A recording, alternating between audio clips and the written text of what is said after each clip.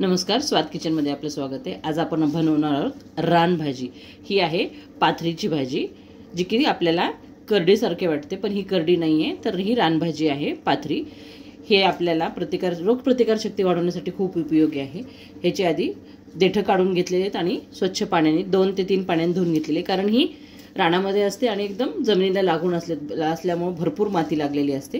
ही स्वच्छ धुवून घेतलेली। आता आपण ह्याला 1 ते 2 मिनिट फक्त मिठाच्या पाण्यामध्ये बॉईल करून घ्यायचे। सांगितल्याप्रमाणे ही भाजी थोडी कडसर असल्यामुळे ही हातानेच चिरायची आहे। जर लोखंडी सुरीने वगैरे चिरली तर थोडं कडवटपणा याचा वाढू शकतो। आणि अशी कट करून घेऊन मग आपल्याला ही वाफवून घ्यायची आहे। पाणी उकळलेलं आहे, यात मीठ घालून घेतलं होतं थोडंसं। आता हे 1-2च मिनिट वाफवून घ्यायची। याप्रमाणे मी 1 ते 2 मिनिट ही भाजी छान वाफवून घेतलेली आहे। ही भाजी एकदम गुणकारी औषधी असल्यामुळे ही मुतखड्यावर देखील औषधी आहे। तुम्ही याचा 3 दिवस काढा घेऊन मुतखडा सुद्धा आपला कमी करू शकतात। कितीही मोठा स्टोन असला तरीही तो गळून पडतो। मोहरी छान तडतडलेली। आता चवीनुसार तिखट, हळद, भाजीभर, चवीनुसार मीठ, दाण्याचं कूट तुम्ही पाहू शकता।